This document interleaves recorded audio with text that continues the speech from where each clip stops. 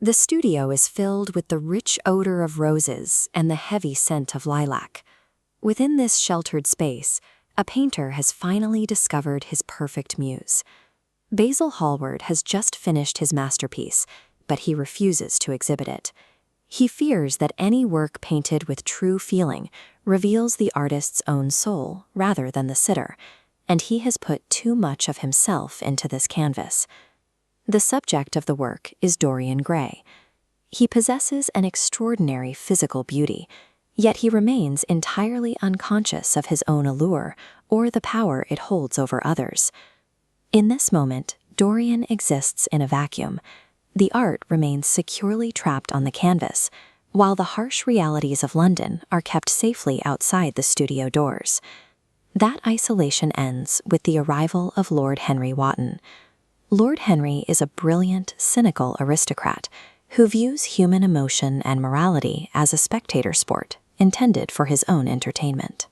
Meeting Dorian, Lord Henry sees an unwritten psychological slate. He decides to project his own temperament into the boy, treating Dorian's mind as a laboratory for his own influence. Lord Henry advocates for a new hedonism. He argues that self-denial is a tragic waste, and that the highest duty of human existence is to yield to every temptation and search for new sensations. While Basil Hallward seeks to passively preserve Dorian's innocence in oil paint, Lord Henry seeks to actively vivisect his mind. He uses the casual flow of conversation to bypass Dorian's defenses and begin his experiment.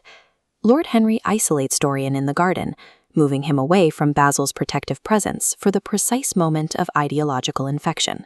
He weaponizes flattery, praising Dorian's youth and beauty as a divine right of sovereignty, a form of genius that requires no explanation. He confronts Dorian with the mathematical certainty of biology.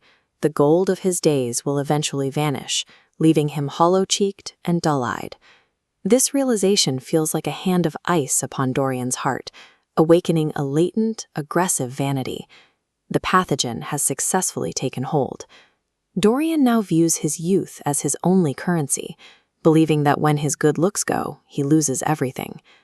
Returning to the studio, Dorian looks at his completed portrait. He no longer sees a tribute.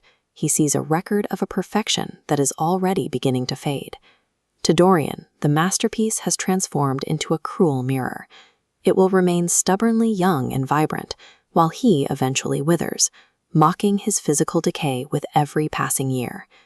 In a desperate Faustian moment, Dorian declares he would give his very soul if the painting could bear the burden of age, while he remains forever frozen in his current state.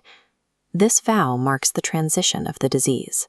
Dorian has traded his moral humanity for the promise of a static, aesthetic ideal. Lord Henry continues to lean into his role as a manipulator. He researches Dorian's tragic family history, a mother who risked everything for passion, to better understand and control his new subject. Dorian begins to wander through a labyrinth of grimy streets in East London, driven by a new, restless appetite for raw sensation and adventure. In a tawdry third-rate theater, he discovers Sybil Vane, a 17-year-old actress with a flower-like face and a voice like a flute. But Dorian's affection is entirely hollow. He is not in love with Sybil as a person. He is infatuated with her ability to play Juliet, Rosalind, and Imogen. He has fully adopted Lord Henry's cynicism. He views a living woman as a piece of art to be consumed for his own pleasure, valuing her performance over her humanity. The infection has spread. Dorian's capacity to love another person has been replaced by an obsession with aesthetic perfection. Dorian's romanticized view of Sybil ignores the dingy sitting room and the poverty of her actual life. She is a girl from a family that relies on a theater manager's loans just to survive. Her brother, James Vane, recognizes the danger. He sees a wealthy Prince Charming whose interest in his naive sister poses a genuine threat to her safety. While James fears for his sister's life, Lord Henry watches the entire situation with detached fascination, satisfied that Dorian's development is proceeding according to his design. Dorian is no longer the innocent muse Basil Hallward painted. He has been rewritten into a living masterpiece that lacks empathy, shaped entirely by Lord Henry's influence. Moral corruption rarely begins with a violent act. It starts as an idea that sounds like a philosophy.